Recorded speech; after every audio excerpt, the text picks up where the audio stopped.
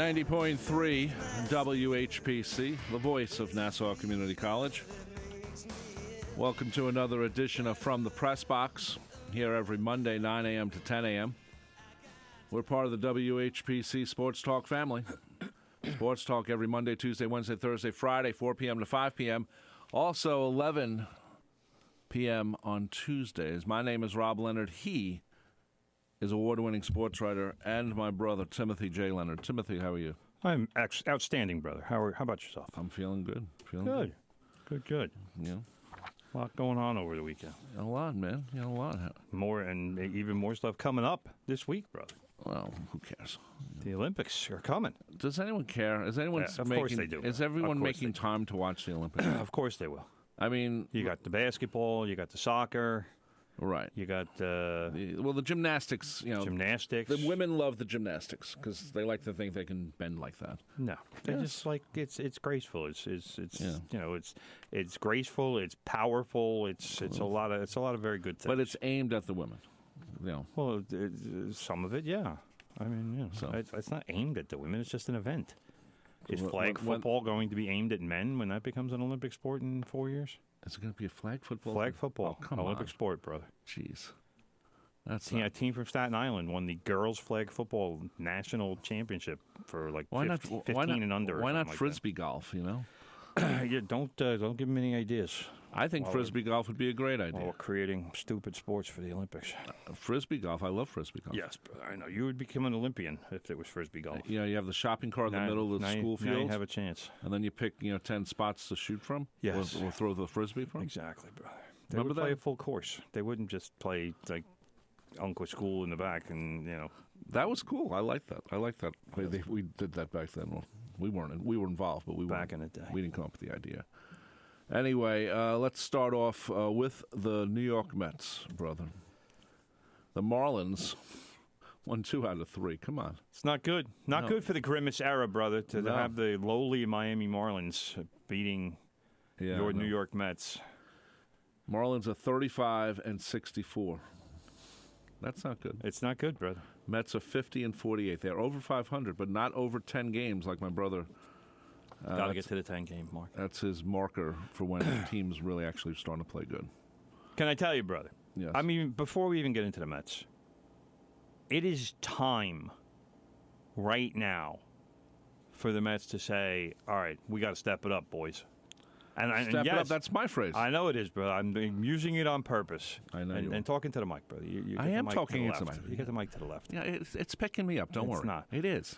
If I was talking over here. Yeah, that's what you're doing. But I'm not. I'm like right here. This is you can hear me. Anyway, brother, the whole point is that the Mets right now need to step it up. And the reason being is that the Braves just lost Ozzie Albies.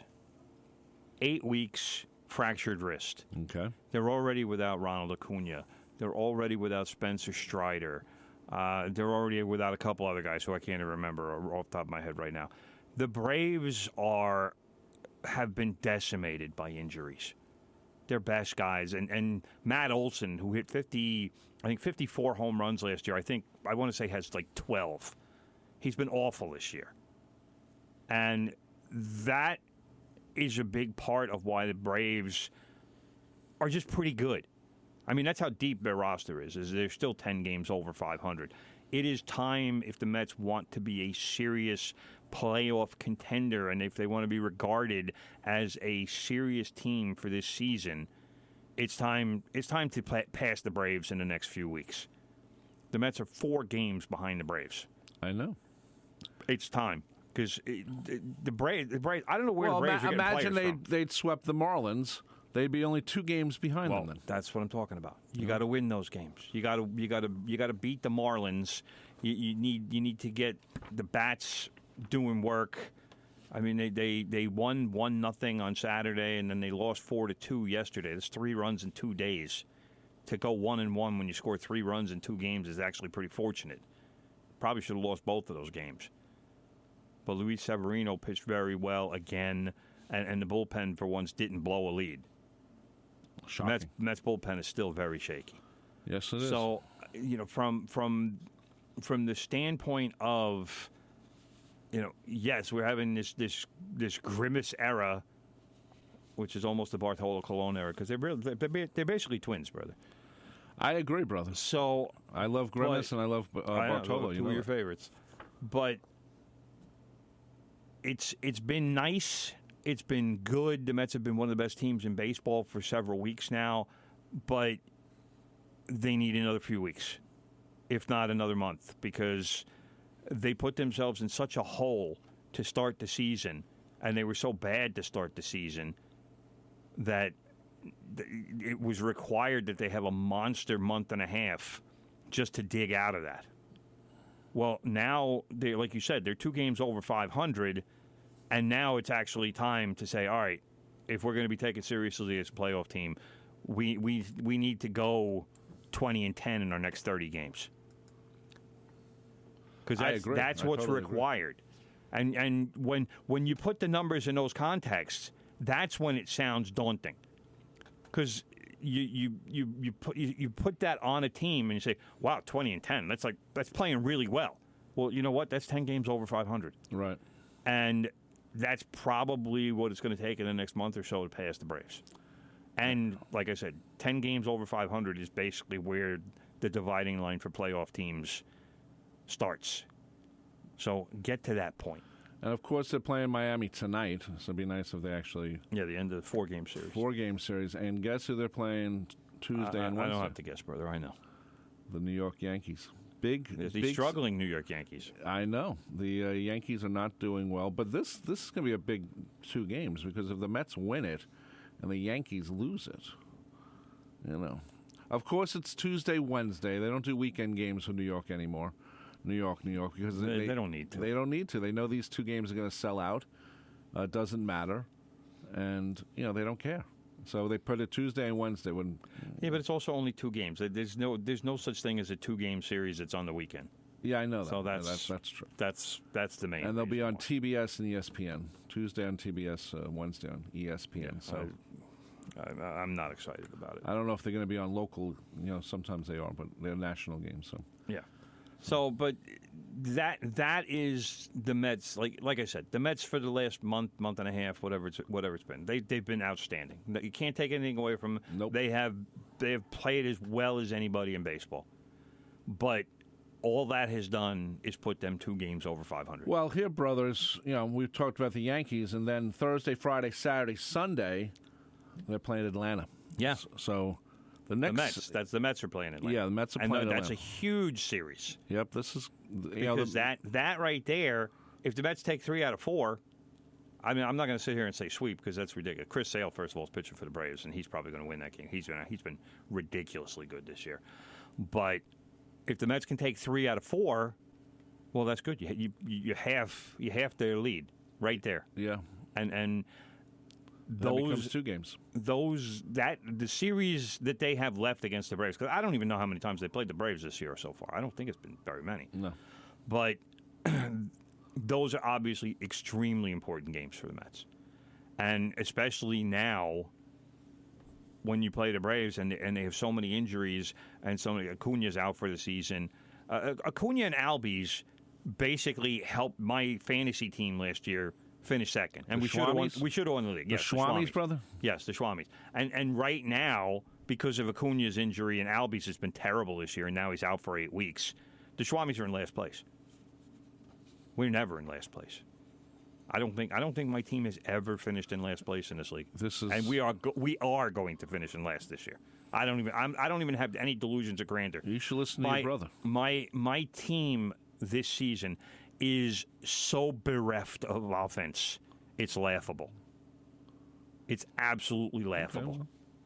So my team is going nowhere, and I have come to grips with that. I'm trying to trade guys right now. I'm trying to get stuff for next year, but it's going nowhere.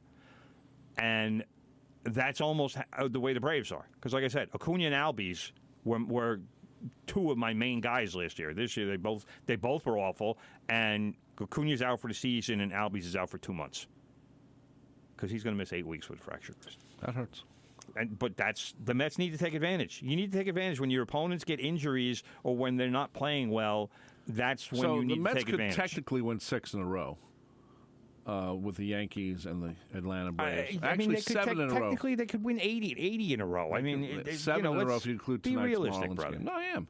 They just lost 2 out of 3 of the Marlins, and they Yeah. got another game tonight. So let's not sit here and say, oh, well, they're going to sweep the Yankees and the Braves. Well, you never It's know. ridiculous. You never know, bro. The Marlins are playing .350 baseball, Yeah, I know they are. They're so horrible. they're not good. So let's not let's hope for the Mets fans' sakes that they remember how to swing the bats over the next few days. I would hope so. You know, because the Yankees, Juan Soto and Aaron Judge are going to know how to swing the bats. The rest of the team, I have no clue. They're sadly living up to my prophecy from before the season started. You did say that, brother. You were way ahead of the curve on that. Sadly. So, anyway, by the way, we should say if you'd like to call in with a question or comment, 516-572-7440, 512-572-7440. Anyway, brother, just to sum it up, Jake Berger, I'm sure one of your favorite players, bro, just based on the last name alone, hit a home run for the Marlins on Friday and Sunday. In both wins, the Marlins won 6-4 on Friday and 4-2 yesterday. Jazz Chisholm hit a 3-run home run yesterday off Christian Scott, who still has yet to win a game for the Mets. He's actually pitched fairly well. He didn't pitch well yesterday, but he's actually pitched fairly well for the Mets, but he's 0-3 right now. Scott gave up 3 runs on 7 hits with 2 walks in 4 innings. That's not a good outing. Too many guys on base. But this is where the Mets are right now, and it's a big week for them. The games with the Yankees, they won a couple earlier. A few weeks ago at Citi Field, they took 2 from the Yankees. So I don't think the moment is going to be too big for the Mets in terms of the whole rivalry and all the manufactured. Mayhem or whatever. I don't even know what word you want to use, but that comes along with the Subway Series, and it's no one cares about the Subways. The fans still do. Not really. I don't know that the media gets so into it anymore because I don't know that it really matters that much. It's like it's 2 games that they are required to play, and that's on baseball, but. I'm still against it because the San Francisco Giants every year they're going to play the Oakland Athletics. Well, the Oakland Athletics are terrible. All right, it's not, and they're fair. going to be terrible for a long time. Right, and that's one of the problems. And also, I think it worked better when it was a 3-game home series and a 3-game away series. That's probably what it should be. But I think that's part of MLB's kind of give back to the teams. Destruction because the Yankees and the Mets, especially the Mets now with Cohen, you expect that they're going to be good every year. So if you're going to sit there and say, well, the Yankees should play the Mets because that should happen every year, well, it's competitive disadvantage. That's the reality of the situation. Is that the Yankees are required to play one of the best teams in the National League every year. The Mets are required to play one of the best teams in the American League every year. Yeah. The Red Sox don't have to do that. The Phillies don't have to do that, although the Phillies are playing the Yankees this year. But my point being is that the Yankees and the Mets... Well, the Phillies play the Orioles, too. So... Up until 2 years ago, the Orioles were garbage. Right, but now the Orioles in first place. Yeah, well, it cycles. But the Yankees and the Mets are good every year because they have the payroll power. I wish they, with this whole division thing, the whole Subway Series, I don't want it every year. Let's make it, every other year. It wouldn't bother me in the least. Yeah. Like I said, I think far too much is made out of these series. It's artificial to me. I don't think it grips the city like it once did. I think if they played in the World Series, I think like what happened in 2000, I think yes, that would grip the city. It did grip the city. It did exactly. But to do this every season and say, well, we need the 2 New York teams to play each other. No, you don't.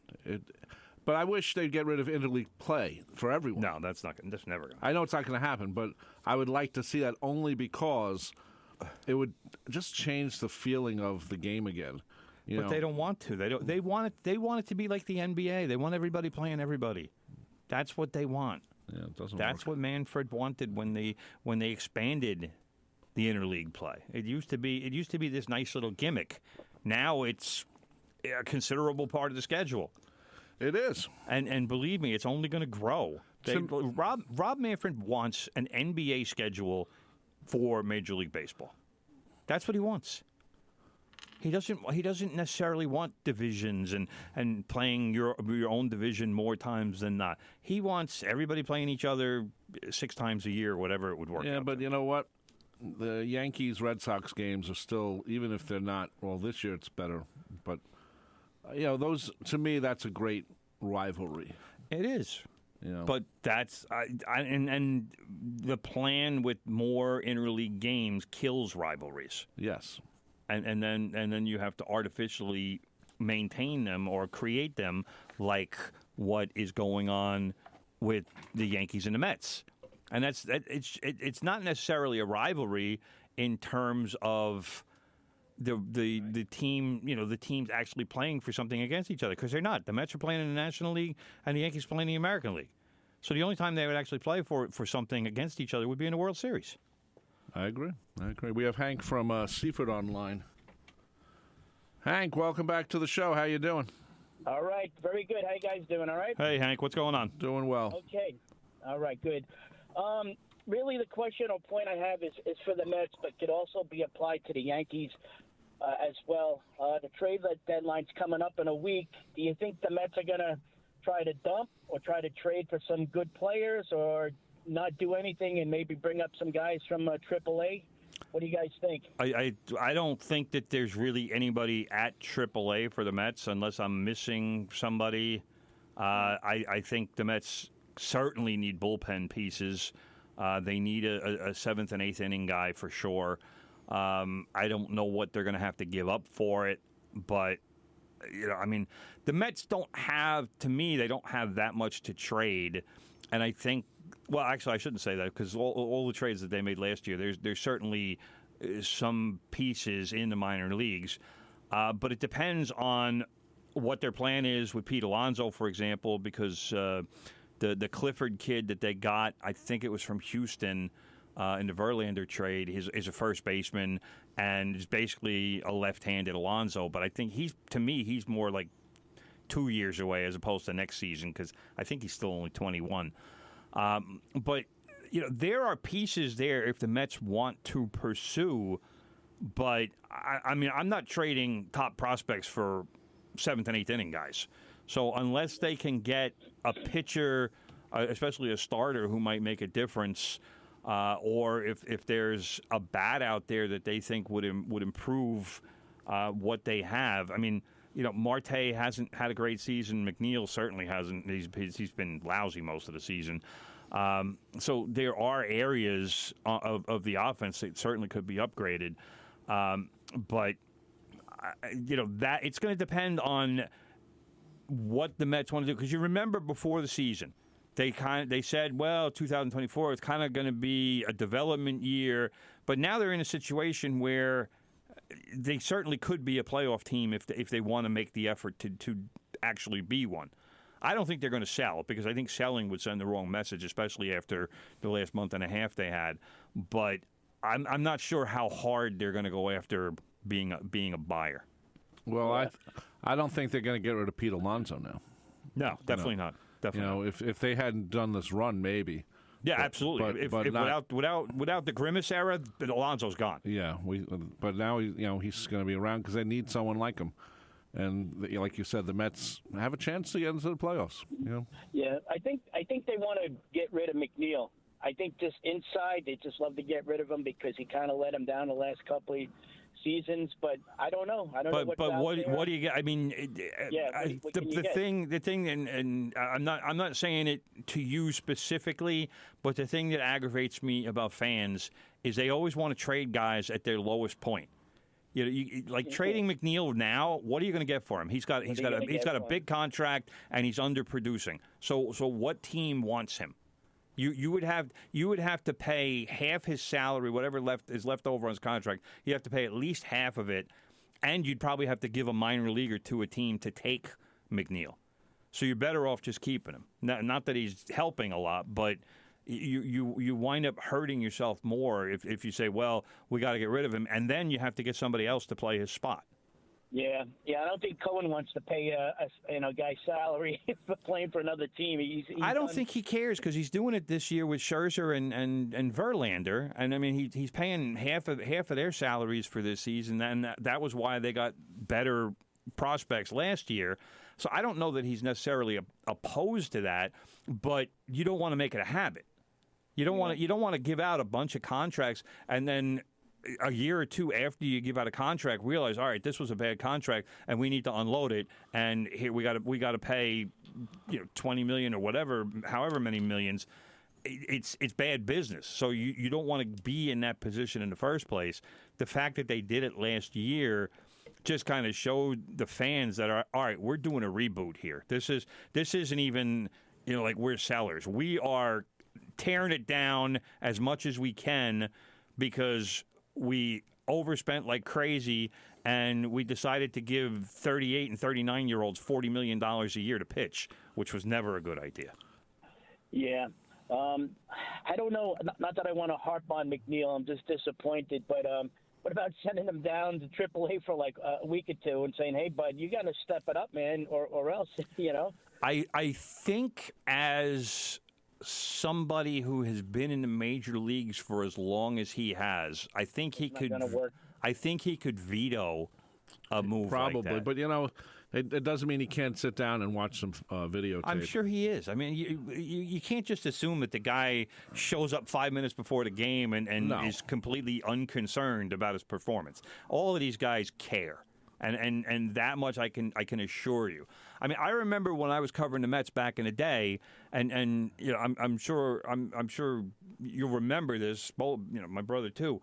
When the Mets sent Steve Traxel down to the minors. Now, Traxel could have said, "Screw you, I'm not doing this," but he was struggling so much and trying to find what was going on. He said, "You know what? I'll do it." Because it gets me out of New York. It gets me out of all of these people booing me and hassling me. And I need to figure out what's going on. In the minor leagues, it will be a peaceful place where I can figure it out. And I think he made 2 starts in the minor leagues. He came back, and he pitched a great game. His first appearance back at Shea, back in those days. I don't even remember what it was, but I think he went like 7 innings, pitched a great game. And it was one of the few times where I've been genuinely happy for an athlete because the guy put up with a lot of crap from the fans, and he came out and he was outstanding that night. I think he was good. He was pretty good for the rest of the season as well because he got it figured out, and he was able to just take the deep breath. Just let all the negative stuff wash off of him, and when he got back, it was like, okay, let's go, ready to go. And I don't know if that would help McNeil, or sometimes you just need a reset. And as a major leaguer, that's a difficult thing to do because when do you reset? They just had the All-Star break. That's basically the only time during the season where you get the chance to step away from the game for a few days and say, all right. Now I can clear my mind. I can get my head straight again, and we can pick it up for the second half. But we'll see what happens. McNeil had a game recently. We hit 2 home runs. I mean. Yeah, it was a couple of days ago, wasn't it? Yeah, but he only has 7 total. So I mean, he's not a home run hitter. I mean, if he gets to 20, then that's a great total for him. But he's a guy who, let's face it, the guy won a batting title a couple of years ago. He should be batting somewhere in the neighborhood of 280 to 300. That's, to me, is not asking too much. I have the same beef with DJ LeMahieu for the Yankees. These two guys both are quote-unquote professional hitters, and they are both amateurs this year because neither one of them is hitting worth a damn. The Yankees they benched LeMahieu yesterday, and I don't know if that's going to be a more, I don't want to say permanent thing, but a more regular thing, but he's just not hitting. And if DJ LeMahieu's not hitting, then why do you have him in the lineup? And sadly, there's too many Yankees who aren't hitting or aren't getting on base, and it's turning into the same thing as last year. I just want to give McNeil's numbers. Right now, he's batting .220, and that's not very good. Last year, he hit .270. But he had 326 the year before. Right, so. that's what I'm saying. 326, he won a batting title. So how does a guy go from 326 2 years ago to 220 in 2 years? I don't know. I mean, you don't forget to hit to that extent. I agree. And that quickly. I agree. That's what's going on. Hey, can I make a comment on a previous point you guys were talking about? Yeah, go ahead. Okay. This is just me speaking purely as a fan. And I know you guys are fans, but you brought up different, aspects of it. But the Mets and Yankees, I'm actually glad that they play every year. I don't care if it's a weekend or a weekday.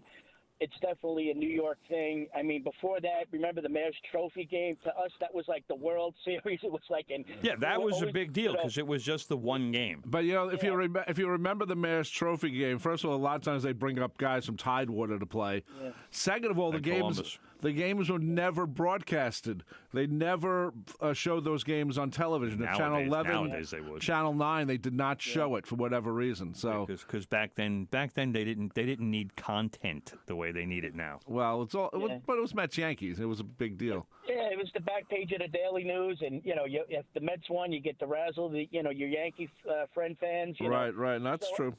I still feel like that. Like if the Mets win, I'll shoot a text to my Yankee buddy like, and if the Yankees win, then I'll get the zinger. So I kind of like that. I understand maybe it's lost a little bit of the. I think the shine and the luster and whatever you want to call it. I think it's not what it used to be. But I mean, if you're telling me you like it as a fan, then I respect that there's probably a lot of fans who still do look forward to it and like it and want it to continue. Me personally, I could do without it. I just wanted to see more important. So if they skipped it a year, I wouldn't mind. Yeah, no, that's fair. And also, you guys made a point, which I didn't know, that like the Mets have to play, like a better team, in the AL, while the Red Sox and the Phillies don't have to do that. I mean, that doesn't sound kind of fair, either. It's absolutely a competitive disadvantage, and it's something. I mean, you could look at it where, like the Cubs and the White Sox. I mean, the White Sox were awful this year. I'm sure the Cubs are looking forward to playing. And I don't know. I mean, the White Sox might have beaten the Cubs. I don't know. But if I'm the Cubs, I'm thanking somebody that I should be getting 4 wins because that's how bad the White Sox are. But and like I said before, with the Giants and the Athletics, I mean, all of these teams that basically share a city or a border or whatever that are mandated to play each other every year. The Yankees and the Mets, to me, have the biggest disadvantage because they are both fielding good teams every year. Right. Yeah. Or at least they're spending the money to do it. Who knows if it actually happens? But they're trying. Oh boy. Yeah. I mean, they're selling out, making money, but like you said, schedule disadvantage. That's not. That's yeah. not It's tough to correct because you don't know when the games actually happen how the team's going to be. Yeah, I mean, nobody knew that the Mets were going to be awful last year. Nobody, especially after the first month or two of the season, nobody thought the Yankees would be struggling at this point in the season as mightily as they are. So, there's obviously twists and turns during the baseball season. But like I said, we all knew the White Sox were going to be really bad this year. We all knew the Athletics were going to be really bad this year. And they're probably going to be bad for the next 2 or 3 years until they get the hell out of Oakland. Because the owner has already basically said, I'm not putting any money into this team. Yeah. Well, aren't they going to Sacramento next year? I think so. That was the plan. I mean, they have a new plan like every month, it seems. But the owner is pretty much saying, all right, well, if Oakland's not going to do anything for us and the fans hate us, then why don't we just go to Sacramento and play in the minor league park there? Yeah. Last week, you guys definitely called it. You said the Mets had to win the series against the Marlins. They didn't. And you also stressed how important the Mets schedule is the next week and a half, and it's really up to them. They got a chance to beat sweep the Braves and tie up and win a few games. And if they play 2010, then hey, it's like we're back to you gotta believe, And, no, good point. I mean, I think if you look at the Mets right now, this is their week. This is a week to prove. It's a lot of things. It's a big week, and I mean, Hank, they're playing the Braves 4 games. I mean, a sweep would be monumental, but Mets fans should be happy with 3 out of 4 if they can get that. I mean, a split doesn't do them any good because, like I said, they need to start making up ground against a very wounded Braves team right now, and it's time because Albies is out for 2 months. Acuna's out for the season. Strider's out for the season. I mean, so many of the Braves' key guys are not around and not going to be around. So, this to me is the time for the Mets to start making up ground, win some games, and get past the Braves. And I mean, they're not going to catch the Phillies. Nobody is claiming that they're going to catch the Phillies because they're not going to. But make it easier for yourselves to get to the playoffs, and to me, that starts with passing the Braves. Yeah. No, I agree. I agree with that. All right, thanks, man, for the comments. Thanks, Hank. Call next week. We'd love to hear from you. Take care. Absolutely. Have a great day now. Thanks, Hank. Man. Bye-bye. 516-572-7440 if you'd like to make a comment or question.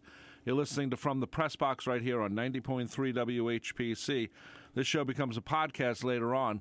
We'll be back right after this. This show on 90.3 WHPC is brought to you by The Irish Poet, a restaurant and bar located at 1891 Wanto Avenue in Wanto. Our motto is, you come as a stranger but leave as a friend. Hi, I'm Mike McNeff. I'm one of the owners of The Irish Poet. Our menu includes appetizers, burgers, tacos, and Irish favorites like fish and chips, shepherd's pie, and Irish spring rolls. We also provide a kids menu. Our banquet room can cater for events up to 70 people, or you can catch all the games in one of our 20 TVs. More information is available at 516-588-1891 or on our website, theirishpoetny.com.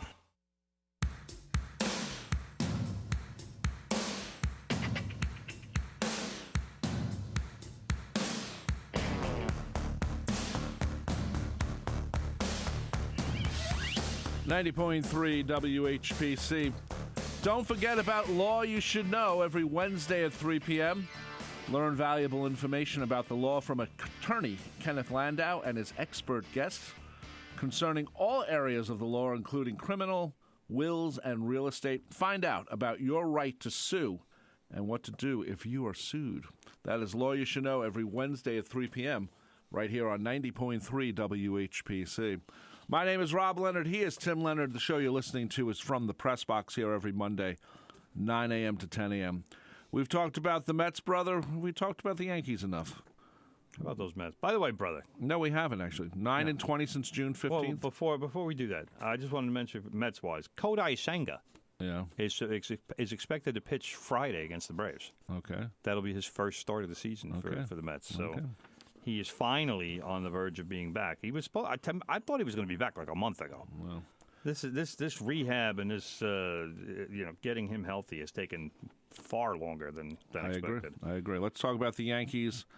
They're 9-20 since June 15th. It's awful, brother. It's awful. Opponents are scoring lots of runs on them. It's awful too. And this is something you've said. Since Luis, I'm sorry to cut you off, bro. Luis Severino, former Yankee, current Met, said the other day that the Yankees have 2 hitters. And people went nuts. Well, that's what you've been saying. They went for 2 nuts. months. And I can't figure out why people went nuts because Luis Severino spoke the truth. I don't get it. Why are people upset that Luis Severino said, the Yankees have 2 hitters? Well, because they do. Who's the third hitter? No one. If they have a third hitter, if it's Anthony Volpe, and he's in such a massive slump right now, I don't even know what his batting average is. It's probably somewhere between 250 and 260. He's in a massive slump. So right now, the third hitter for the Yankees is probably Ben Rice, who 3 weeks ago was in the minor leagues. Maybe 4 weeks ago. But they got Aaron Judge and Juan Soto, 2 future Hall of Famers, and they're wasting them. And part of why they're wasting them is twofold. Giancarlo Stanton somehow pulled a hamstring jogging around third base, literally jogging. I remember. And to me, he was having a good season. I don't have any problems with the season that Stanton was having, but to me, he can't necessarily be relied upon. The Yankees do not have a leadoff hitter. Alex Verdugo has reverted to what I like to call the Red Sox stink that is still on him. He has a history of being an underperformer in the second half of seasons. So, Jason Dominguez, please get healthy as quick as possible. And Dominguez, who was recovering from Tommy John surgery, should have been back by now, but had a strained oblique muscle. Apparently, it was a pretty bad strain, and he's going to be out for another month with the oblique. So, because I was wondering, I actually had to research. I didn't even remember hearing that he messed up his oblique, but I went looking for it last night because I was like, where is this kid? Like, why aren't they doing something? And then I saw he's out for 2 months with an oblique. I'm like, how? Like, that's a bad injury.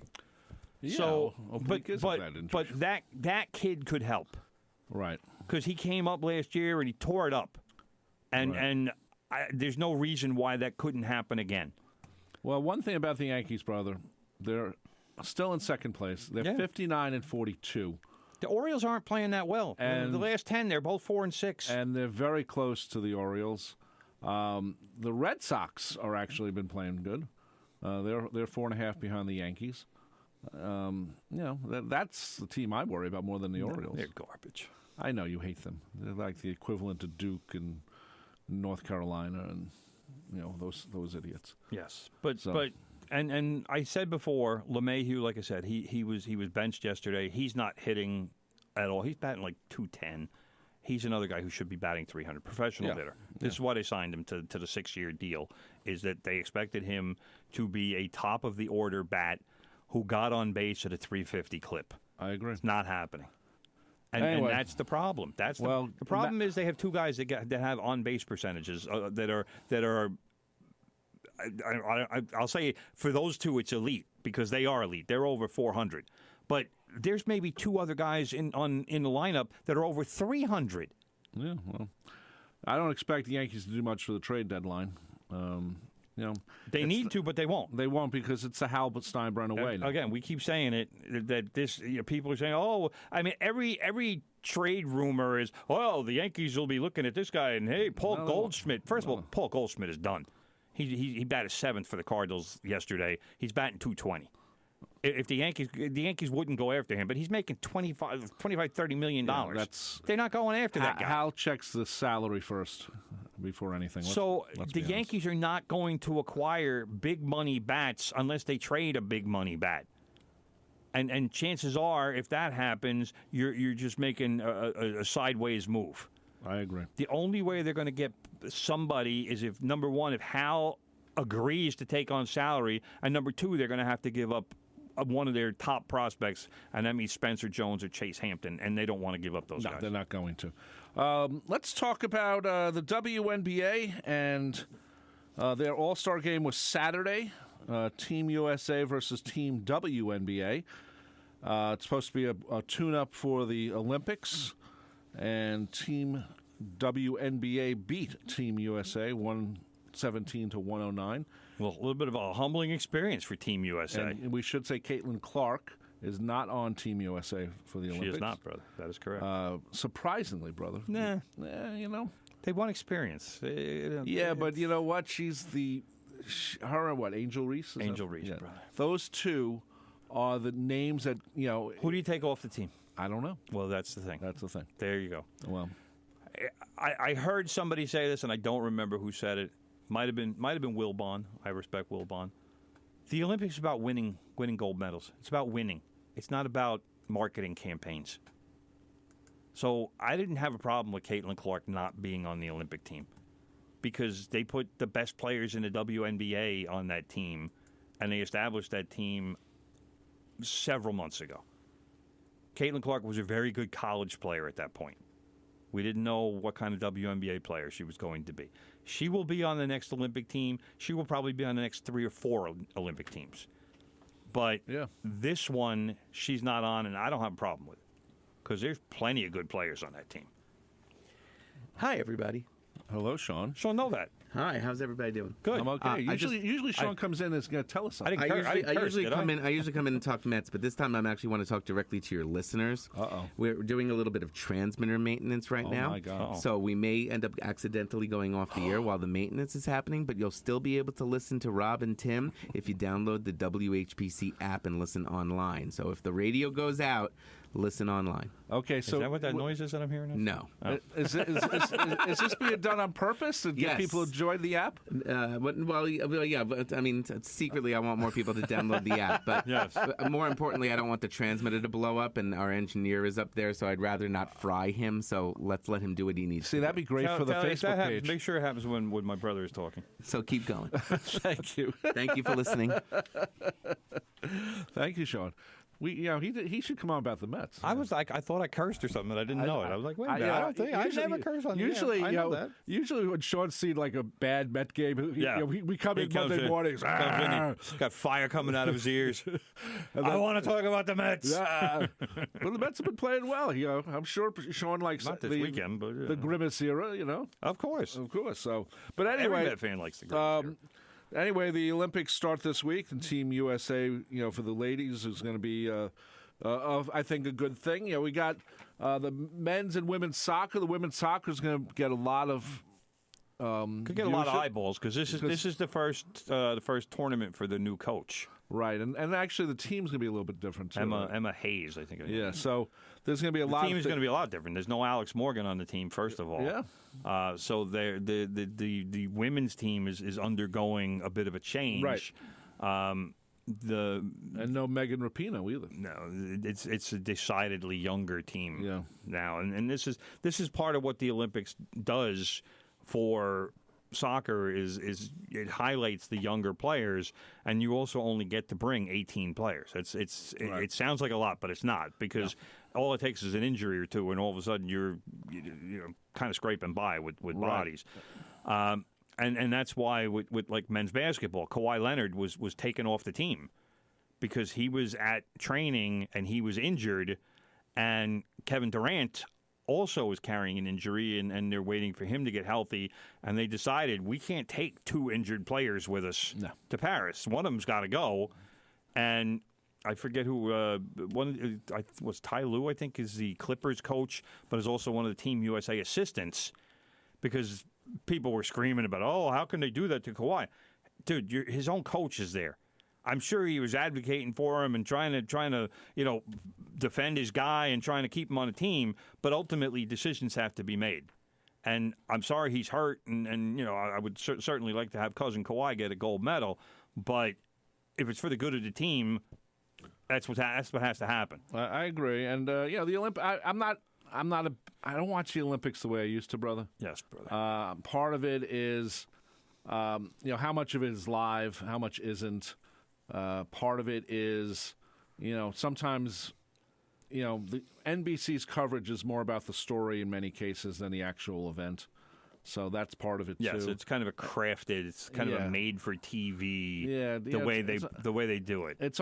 I don't want to say it reaches the lows of reality television, but at the same time, it is true reality. All sports is reality television, but they put too much story, I think, into it, which they don't do as much for other sports. Yes, in this sense. First of all, I think what NBC, and I don't know this for a fact, but I think what NBC is going to do is they're going to show some live events in the afternoon. Yes. Because Paris is 6 hours ahead of us, so they're going to know what happens long before it's on the air. Now, that being said, they can show live in the afternoon for some events, and maybe like if there's a basketball game or whatever, soccer game, and then they could just rebroadcast it at, say, 9 o'clock at night. Well, that they would cut it down. That's they would edit it. One of the problems that the prime time 8 to 11 is by then, it's over live. In There's Paris, not going to be anything live. I mean, live events in Paris probably will stop at about 5 o'clock our time. That's 11 o'clock their time. So it all should be over by then. and it's going to be all over the place. It's there's tons of NBC channels or NBC owned channels. It's going to be on Peacock.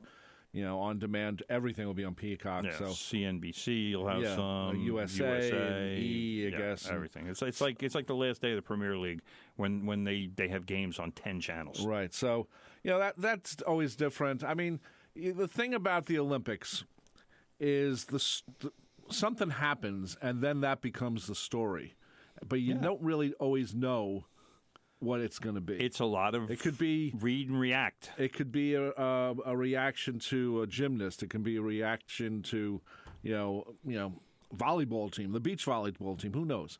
It could be. If somebody gets a gold medal who wasn't expected to get a Right. gold medal, especially if it's an American. Especially if it's an American. Then all of a sudden they're America's sweetheart or hero or whatever. That's right. So that's something I that part I do like, but you don't know until it happens. So that's one of the problems. That's the beauty of it. It works. It works, but it's at the same time you have to wait for it. Yes. We should say that the WNBA has signed a contract, and now I want to talk about that. Well, the WNBA was part of the NBA contract, so. Well, the WNBA has signed a $2.2 billion deal with ESPN, Amazon, and NBC. Now, that all sounds good because the amount of money, $2.2 billion, quadruples the league's revenue. Now, for me, the negative part of this deal is it's for 11 years. The NBA, the NFL, Major League Baseball, none of these leagues do deals for 11 years. And that's where I think, and that's why I don't like this deal. Yes, they do, brother. They don't do deals for 11 years. I will correct you. No, on this. they don't. The NFL did what, an 8-year deal? It's not 11. It's not 11. They want 11 because they want the labor situation to be cool. This is why they sign these multi-billion-dollar contracts, because then they can go to the players and say, okay, for the next 8 years, this is what it's going to be, because we know in advance what we're going to get. That is why they do it now. This is the way you do it. It's backwards. No, it's not. They have left so much money on the table. No, they haven't. Oh, yes, they have. No, they haven't. First of all, they got Amazon involved. Amazon gives out money like candy. Second of all, NBC is back in the deal, which they never should have given up. The basketball, their coverage was great, and we get to hear John Tesh's da da da da da da da da. That's going to come back. You know that. And ESPN, which is ABC also, because they may spread it out, that's going to be great for them. WNBA, I agree with you. The WNBA should rip up all their contracts and say, okay, we're going to make it 4 times more whatever you're making now. It's still not as much money. I think, but that's why you don't do an 11-year deal. Well, what they should have done, and this is where you do like a 6 or a 7, no. and then you get $2.2 billion after that. But you don't know that. You don't know that. They'd rather have the money, promised them in advance at 11 years than at 6 years and not sure what I think they're giving up these way contracts. Too much. These contracts don't always make money, but they do it because they need live programming. But that's my point. And women's sports is exploding. I know that. And you can't tell me that in 3 years it's just going to be meaningless. It's the same way why MLS went with Apple TV, in the sense that because they gave them the biggest cut, the biggest contract. But no one knows when the games are on. Because the games aren't on unless you have Apple TV. I know. And also, the other thing that works for this contract is that people watch local news, and that's where you see the promos for on Channel 4 at 11 o'clock. Coming up next on Jimmy Fallon and Seth Meyers is blah blah blah blah blah blah blah, and that's important. And they say, and this Sunday on Channel 4 we'll have the NFL games. That is the great cross promotion that you don't get anywhere else. So that's the important thing about that. Well, then we disagree, brother, because I don't think that I don't think the thinking here was. Well, if they'd separated the leagues and then did separate contracts, I can understand that. That's what this is. But no. This was part of the NBA deal. The WNBA is part of the NBA deal. So Are you sure of that? Yes. You read that somewhere. Yes. Who said that? I read it. Who said it? I don't know. I don't remember things. Do you remember where you read it? No, I don't.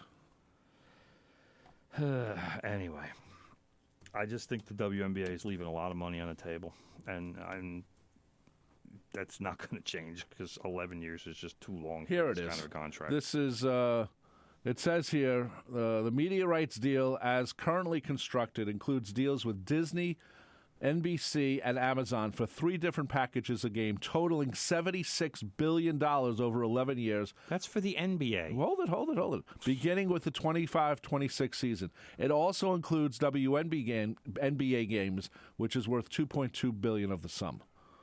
So if you take away the WNBA... How long is the NBA deal? 11 years. So they're making how much a year? So the NBA is getting $76 billion, or are they getting 74 and the WNBA is getting 2.2? Yes. Which is absurd. For us, 37 times. It is and it isn't because you don't know what the WNBA. Until numbers are going up. Until Caitlin Clark showed up and Angel Reese, no one cared about it.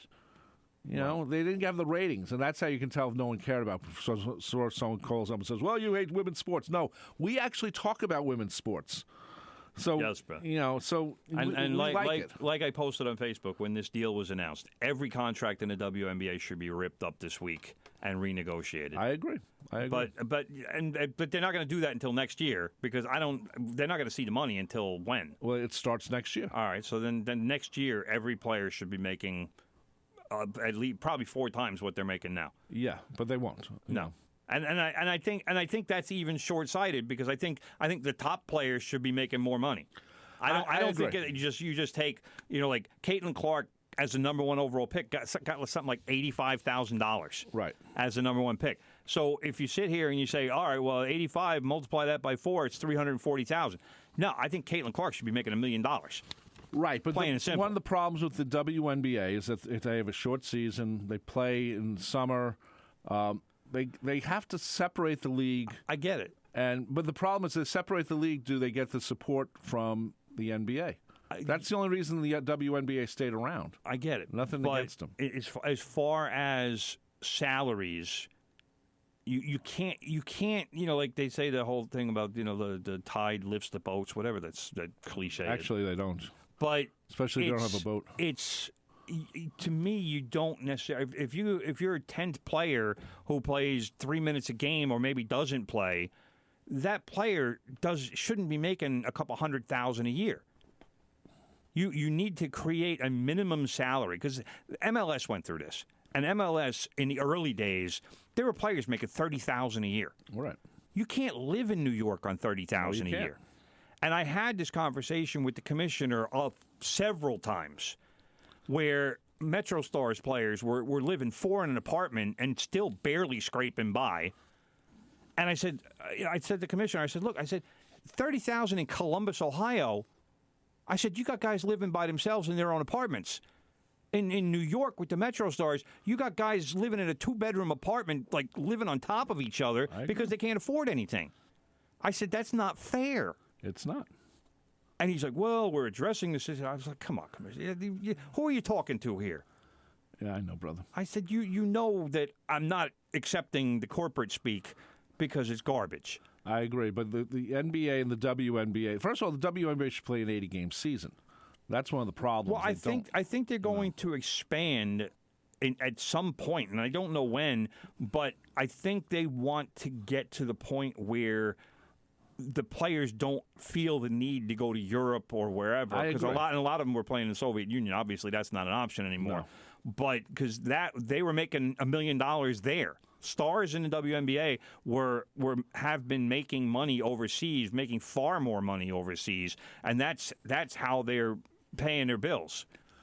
Right. But now more of them are getting advertising and making money that way, and obviously Caitlin Clark is making a ton of money. She's right, multi-millionaire. What they have to do is split the leagues, and they won't, and not yet. Maybe they should have had as part of the deal. The WNBA would have been a 6-year deal. I agree that they should have separated it, but they didn't because they wanted it all in one package. Because a lot of the teams that own WNBA teams are NBA teams. So, Right. And that was the original idea, that the NBA teams would own the WNBA teams. They'd play in the same arenas because during the summer, no one is in it. Right. Except if you're at Madison Square Garden, where there's always something it's going on. programming for the TV. It's, Right. it's dates for the arenas that are otherwise empty. Yep. It's a lot of things. Anyway, brother, we're running out of time. The Hall of Fame happened, and the weather cooperated. Unbelievable, brother. It wasn't 97 degrees and disgusting yesterday up in Cooperstown. So Yeah. Jim Leland. I forgot brother. he was put in there. Most of these players, were good players, but you don't really think about them as, No, these are Hall of Famers. Yeah, I know that. But Adrian Beltre, 3,000 hits, more Joe than 3,000 Mauer. hits, 400 home runs, 5 Gold Gloves. One of just a handful of players with more than 3,000 hits, more than 400 home runs, and at least 5 Gold Gloves. He played for 5 teams, though. Todd Helton and Joe Mauer. Todd Helton played his entire career for the Colorado Rockies. And the little-known fact that came out again yesterday, brother, was that Todd Helton made Peyton Manning sit the bench at Tennessee for his freshman year because Todd Helton was the starting quarterback when Peyton got to Tennessee. wow. And Joe Mauer, like I said, 15 So years. he's the opposite of John Elway. Exactly. Joe Mauer, 15 seasons, all with the Minnesota Twins. He was the most valuable player in 2009 and a 3-time batting champion.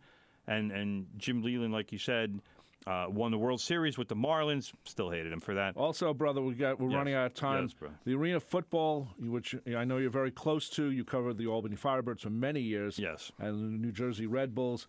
They had their championship game at the American Dream Mall, and it looked very strange. In East Rutherford, New Jersey. And my brother, who, the final score was Billings 46, Albany 41. Albany Firebirds. Don't go to the Arena Football League website to find out about the game because there is nothing. I think the press release was written by ChatGPT. I've never seen a worse press release in my life. I found out that the MVP was Billings quarterback Isaac Harker. I have no idea what his stats were. I have no idea what happened in the game because there is no information from the game on any website connected with the league. Horrible. I mean, at your championship game, you want people to show up and at least care about it. It's amazing the Arena Football League comes back and they no one cared. And they didn't make people care. Sometimes you have to make people care. Well, there was a lot of financial distress and corruption, let's say, and not good people running the show, and there were a lot of issues with the league. I don't know if they're going to be back next year. I hope they are, but we'll see. And by the way, Jeff Fisher, the former NFL coach, called the 46-41 game or final score high scoring. Right. Let's hope if he sticks around with the league, he actually learns that that's not a high scoring. And we should say the game was on CBS Sports Network, so someone at least covered it. It's a good sport. You covered it for many years. I've been to many of the games. Fun game. I loved it. Anyway, brother, your WHPC weather forecast powered by Pantano's Gourmet with locations in Hewlett and Uniondale. Currently outside, it's cloudy. It's going to be high about 82. Tonight, it's going to be some showers, low about 72. Tomorrow will be cloudy, high about 81. Currently outside the studios here at Nassau Community College, it is 81 degrees. My name is Rob Leonard. He is Tim Leonard. You've been listening to From the Press Box. Thank you for listening to us. This show becomes a podcast later on. Coming up next is Big Ed Newlands. Keep it tuned here. Thank you for listening. Take care and bye-bye.